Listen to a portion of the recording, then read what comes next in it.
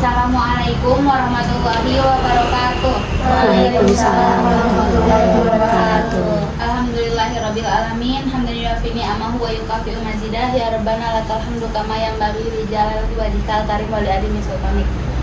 Terima kasih saya ucapkan kepada teteh-teteh semua yang dapat kembali berkenan hadir pada kegiatan PKM kita kali ini.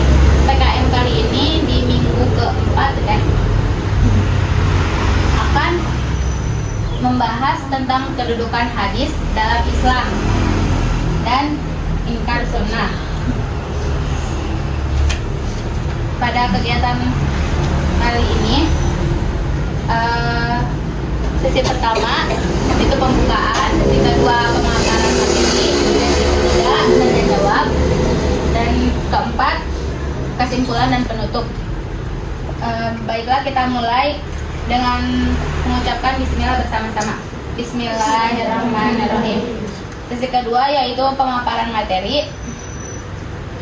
Kepada Teh Lucy, saya silakan.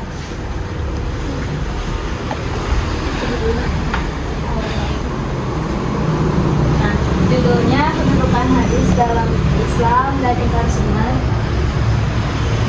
Nah, yang pertama kita harus mengetahui dulu ya tugas dan peran Nabi SAW. Yang pertama, tugas Nabi itu yaitu menjelaskan Al-Quran. Terdapat dalam Al-Quran surat An-Nahl ayat 44 yang artinya keterangan-keterangan atau mukjizat dan kitab-kitab.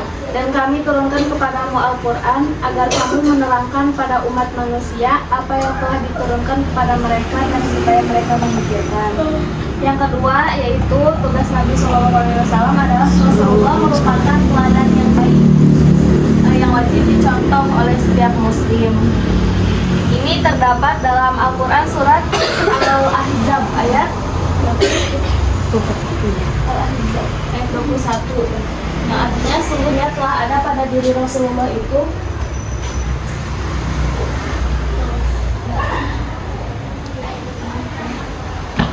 sungguh teladan yang baik bagimu, yaitu orang-orang yang mengharapkan Allah dan kedatangan hari kiamat dan tidak bagian dari Allah. Selanjutnya Rasulullah wajib ditaati.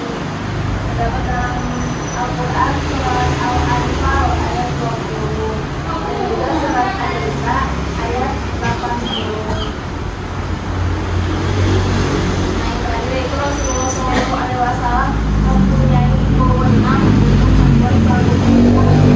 Nah, itu terdapat dalam Al-Quran surat Al-A'raf ayat 157. Dan menghalalkan bagi mereka segala yang baik dan menghalalkan bagi mereka segala yang buruk. Kemudian terdapat dalam surat Al-Baqarah ayat 7 apa yang diberikan Rasul padamu maka terimalah, dan apa yang dilarang maka kesimpulannya, berdasarkan ayat tersebut jelaslah bahwa memakai Al-Quran saja dan menghilangkan sunnah atau hadis adalah sesuatu yang tidak dibenarkan. Maka barang siapa yang menerima Al-Quran dia harus menerima sunnah Rasul. Para ulama telah sepakat bahwa sunnah atau hadis sebagai salah satu hujah dalam hukum Islam setelah Al-Quran, dan orang yang mengingkari kehujahan hadis nanti adalah kafir.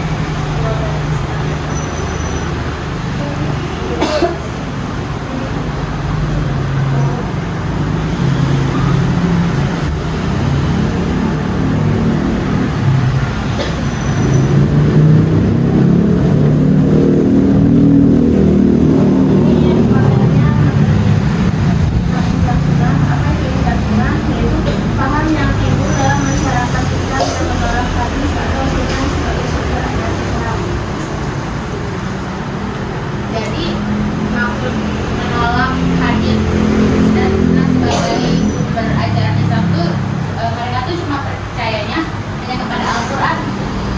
Udah hadis mah nggak percaya, ya kurang percaya. Dan kan kalau inkar sunnah dia menolak, itu menolak. Terus inkar sunnah juga terbagi, ada inkar sunnah klasik dan inkar sunnah modern.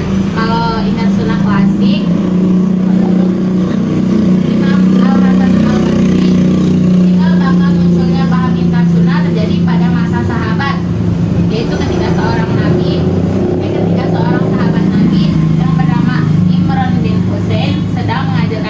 tiba-tiba ada seorang berkata, "Ajari kami Al-Quran saja." Lalu Imron memberikan pengertian sehingga orang tersebut menyadari kekeliruannya dan kemudian menjadi ahli fikih. Jadi dulu mah kalau ada yang menolak nggak paham gitu, dia tuh menolak ajaran hadis sama sunnah, terus ada yang ngingetin, kita langsung bisa paham gitu. Bahkan ada yang menjadi ahli fikih itu kalau ingkar sunnah klasik, ingkar sunnah pada zaman masa sahabat.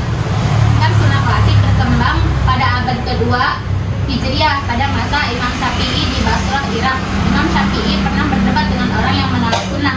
Setelah melalui perdebatan yang panjang, rasional dan ilmiah, pengingkar sunnah tersebut tunduk dan menyatakan menerima hadis karena Imam Syafi'i diberi julukan Nasir as-Sunnah, pembela sunnah. Akhirnya pada abad ketiga Hijriah, paham ingkar sunnah klasik lenyap dari peradaban. Jadi orang-orang dulu tuh emang yang nggak menerima sunnah dan hadis tuh udah ada dari zaman sahabat. Tapi ketika ada yang mengingatkan, itu sahabat Nabi yang Imron sama Imam Syafi'i, ada yang mengingatkan, tapi mereka tuh langsung paham gitu, oh bahwa Islam itu harus Al-Quran dan hadis, nggak bisa kalau Al-Quran saja. Kan banyak ya di ayat-ayat Al-Quran yang belum mendetail gitu, kayak belum terperinci, kayak nyambung ke materi kemarin yang hadis itu kan hadis fungsinya sebagai perinci Al-Quran. Jadi banyak udah ada gitu yang nggak menerima hadis dari zaman sahabat juga, tapi mereka kalau pas diingetin bisa langsung menerima. Itu namanya ingkar sunnah klasik. Ingkar sunnah tuh menolak ajaran hadis, menentang adanya hadis dan sunnah, bahwa mereka hanya percaya kepada Al-Quran saja. Lanjut. Ada ingkar sunnah modern. Itu kan tadi adanya di abad kedua, dan ketika diberi pemahaman nggak di abad ketiga, ingkar sunnah klasik itu udah lenyap, udah nggak ada lagi orang-orang yang tidak mempercayai hadis. Jadi semuanya mengikuti ajaran Nabi gitu, percaya kepada Al-Quran dan hadis. Terus ini ada sejarah ingkar sunnah modern. Kan tadi ingkar sunnah terbagi dua, klasik dan modern. Ingkar sunnah klasik sudah tidak ada lagi, tapi ketika abad ke-11 abad ke-14 Hijriah, ke-19 Masehi, muncul paham ingkar sunnah di Mesir dan India akibat pengaruh kolonialisme yang melanda negara-negara muslim.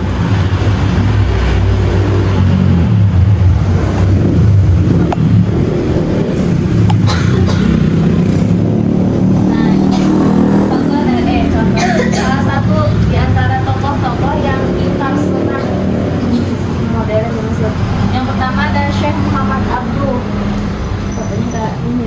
Syekh Muhammad Abduh adalah orang yang pertama kali melontarkan gagasan ingkar sunnah pada masa modern di Mesir. Beliau menolak hadis ahad atau hadis yang dalam setiap jenjang periwayatannya hanya terdapat maksimal 9 orang perawi untuk dijadikan dalil dalam masalah akidah atau tauhid.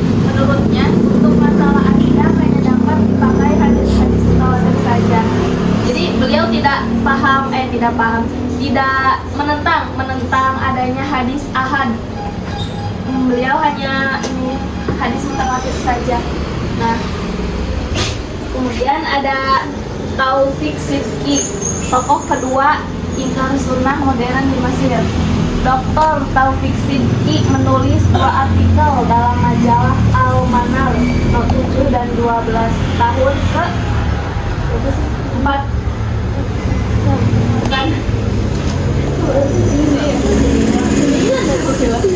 yang berjudul Islam adalah Al-Quran itu sendiri.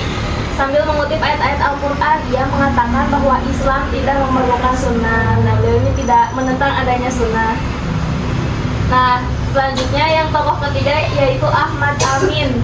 Pada tahun 1929, Ahmad Amin menerbitkan bukunya Fajr al-Islam, di mana beliau mengulas masalah hadis dalam satu bahasan khusus. Namun sayang, dalam bukunya tersebut beliau memberikan keraguan tentang hadis. Jadi isi bukunya tersebut isinya itu keraguan-keraguan tentang hadis, jadi beliau tidak mempercayai adanya. Nah, yang selanjutnya itu Ismail Adam. Pada tahun 1933 Masehi, Ismail Adam mempublikasikan bukunya tentang sejarah hadis. Ia berkesimpulan bahwa hadis-hadis yang terdapat dalam kitab-kitab sahih tidak dapat dipertanggungjawabkan sumbernya. Menurutnya, hadis-hadis itu secara umum diragukan otentisitasnya, kemurniannya ya, bahkan banyak yang palsu. Terus ada Abu Royah. Tongkat estafet ingkar sunnah di Kairo dipegang oleh Abu Royah lewat bukunya Adwa ala as-Sunnah al-Muhammadiyah, atau sorotan terhadap sunnah Nabi Muhammad. Nah, ini ingkar sunnah modern di India. India adalah negara jajahan Inggris. Untuk melepaskan diri dari penjajahan umat Islam, India menyerukan jihad. Pihak Inggris menyadari bahwa semangat jihad membahayakan eksistensi mereka. Karenanya, pihak Inggris membuat kelompok yang dinamakan ulama muslimin yang mau memberikan fatwa bahwasanya jihad tidak wajib, dan dengan mengkritik hadis-hadis tentang jihad. Di antara tokoh-tokohnya adalah Garlat Ali dan Mirza Ghulam Ahmad. Nah, ini juga tokoh yang ingkar sunnah ya. Ghulam Ahmad Parwez. Ghulam Ahmad Parwez mendirikan organisasi bernama Ahlul Al-Quran, yaitu keluarga Al-Quran. Nama yang bagus, namun isinya menyesatkan. Jadi isinya itu menyesatkan, yang beliau mendirikan organisasi. Parwez menolak hadis secara keseluruhan, ahad dan mutawatir. Jadi beliau itu menentang semua hadis, baik itu hadis ahad maupun hadis mutawatir. Menurutnya Al-Quran hanya menyuruh kita mengerjakan sholat, sementara tata caranya diserahkan kepada kepala negara untuk menentukannya. Nah, beliau ini mempercayai Al-Quran saja, bahwa memang di Al-Quran itu kan diperintahkan untuk mengerjakan sholat, tapi untuk lebih terperincinya kan itu ada di hadis ya. Tapi beliau ini mempercayainya hanya kepada kepala negara untuk menentukannya. Jadi bukan pada hadis.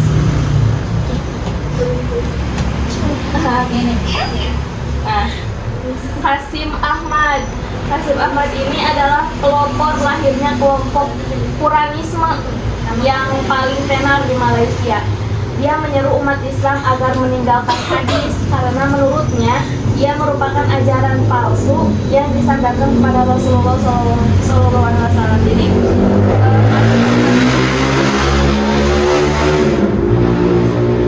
menyatakan bahwa hadis itu merupakan ajaran palsu dan penyebab pertama perpecahan dan kemunduran umat Islam. Jadi ingkar sunnahnya menyebar ya di berbagai negara gitu, enggak yang di Jazirah Arab aja kayak tadi Mesir. Ini kan sampai di India, ada di Malaysia, bahkan menyebar yang paham ingkar sunnah ketika pas abad ketiga udah gak ada paham-paham seperti itu yang menolak hadis. Ketika abad 11 muncul lagi dengan modern gitu kan, itu mah yang klasik yang pertama. Ini modern. Oh iya, Indonesia. Nah, ingkar sunnah, tokoh-tokoh ingkar sunnah di Indonesia.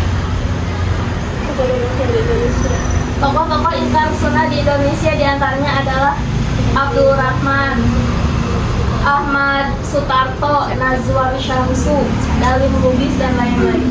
Mereka menerbitkan banyak buku yang menurut penelitian MUI, buku-buku tersebut menyesatkan dan akan mengganggu stabilitas nasional. Maka tanggal 30 September 1983, Jaksa Agung Republik Indonesia melarang beredarnya buku-buku mereka. Jadi yang mereka itu yang tadi, nah mereka itu menerbitkan buku, namun isinya itu menyesatkan menurut penelitian MUI. MUI itu Majelis Ulama Indonesia.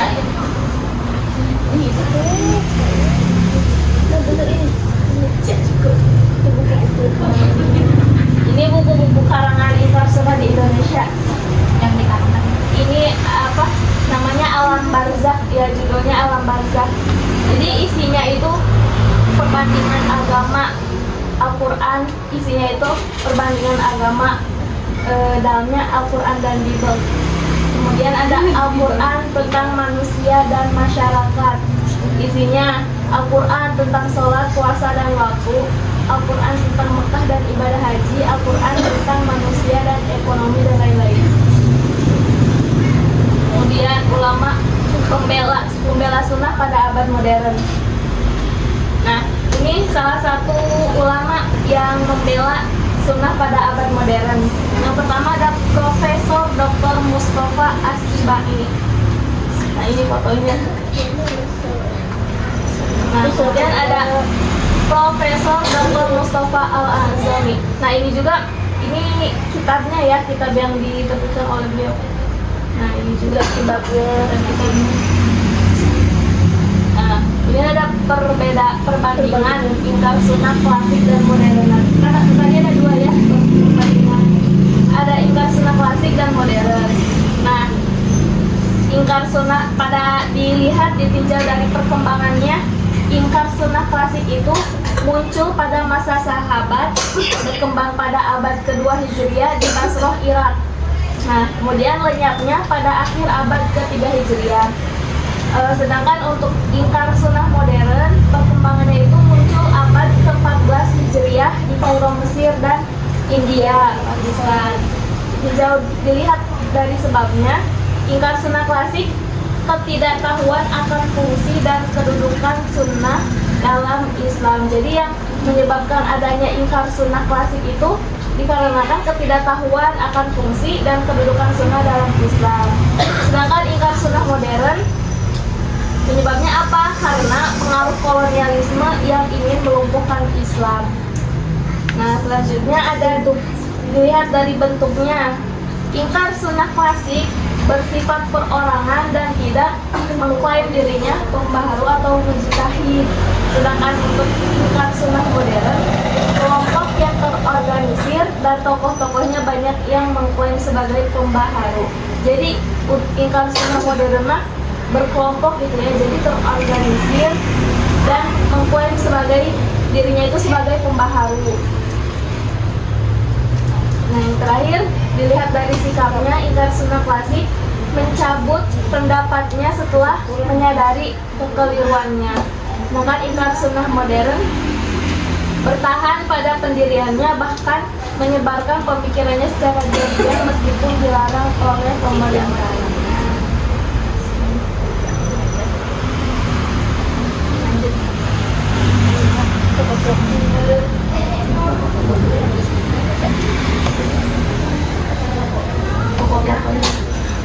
Pokok-pokok ajaran yang pertama ada tidak percaya hadis Rasul. Yang kedua, dasar hukum Islam hanya Al-Quran saja. Yang ketiga, salat mereka bermacam-macam. Yang keempat, puasa wajib hanya bagi mereka yang melihat bulan saja. Yang kelima, Nabi Muhammad tidak berhak menjelaskan isi Al-Quran. Yang keenam, orang yang meninggalkan tidak sholat atau tidak ada perintah dari Al-Quran. Yang ketujuh, pakaian minoritas. Nah, ini jadi pokok-pokok ajaran ingkar sunnah. Jadi pokok-pokoknya itu kan judulnya juga ingkar sunnah ya, jadi tidak percaya kepada hadis atau sunnah, hanya percaya kepada Al-Quran saja. Nah, dasar hukum yang kedua nih, poin yang kedua, dasar hukum Islam hanya Al-Quran saja tuh. Terus sholat mereka bermacam-macam. Kenapa bermacam-macam? Ya karena itu mereka hanya percaya pada Al-Quran saja, sedangkan di Al-Quran perintah sholat itu belum dijelaskan dengan rinci gitu tata caranya. Kan tata cara, jadi bermacam-macam. Jadi tata caranya itu kan ada dalam hadis ya. Sedangkan mereka yang ingkar sunnah tidak percaya adanya hadis. Nah, puasa wajib hanya bagi mereka yang melihat bulan saja, yang melihat hilal saja ya, ini mereka yang paksanya gitu ya. Nabi Muhammad tidak pernah menjelaskan isi Al-Quran. Orang meninggal tidak disolati karena tidak ada perintah dari Al-Quran. Nah, ini yang perintah mensolat itu kan ada dalam hadis ya. Jadi mereka mempercayai Al-Quran saja, jadinya orang yang meninggal itu tidak disolati. pakaian ihramnya bebas. Argumentasi ingkar sunnah.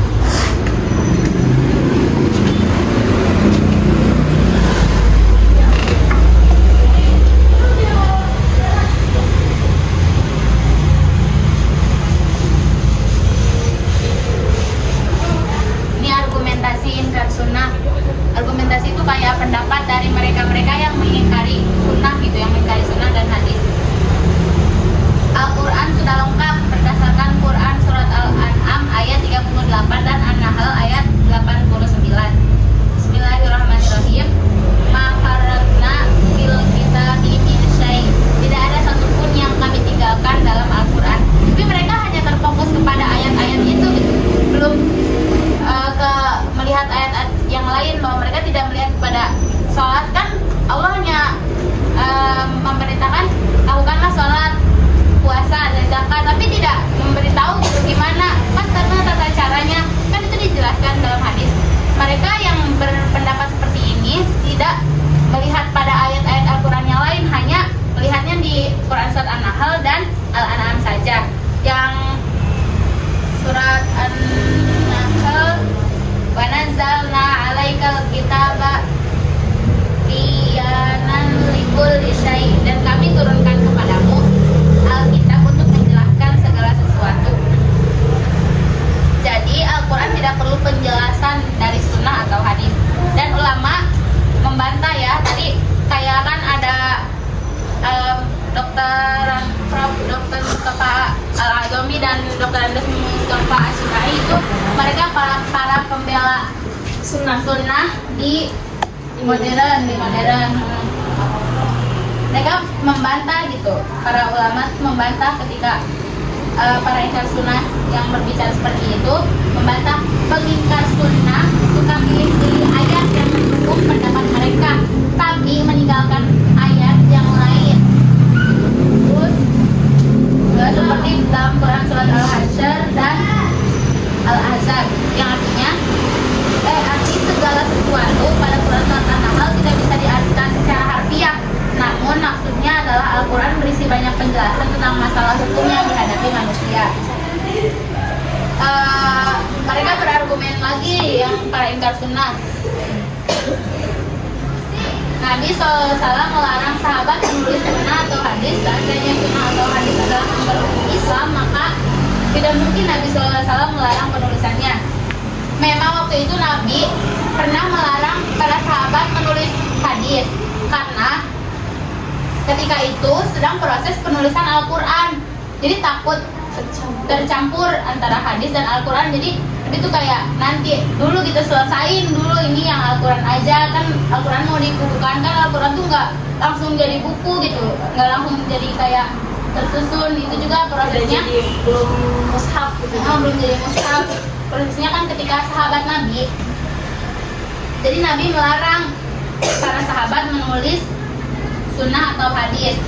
Dan bantahan para ulama, ada hadis Nabi melarang sahabat menulis hadis, namun ada juga hadis Nabi mengizinkan sahabat menulis hadis. Maka para ulama menggunakan metode jamak, menggabungkan makna kedua hadis ini dalam permasalahan ini. Jadi ada hadisnya ketika emang Nabi melarang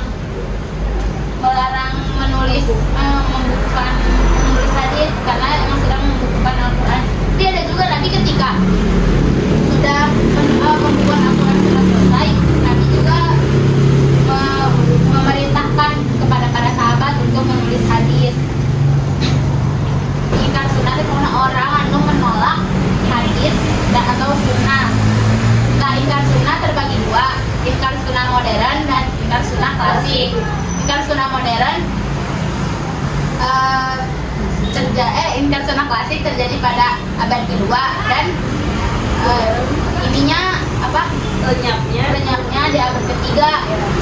Nah, ketika sudah tidak ada lagi orang-orang yang tidak menentang hadis dan sunnah, pada abad ke-14 muncul ingkar sunnah modern dengan pemahaman mereka sendiri.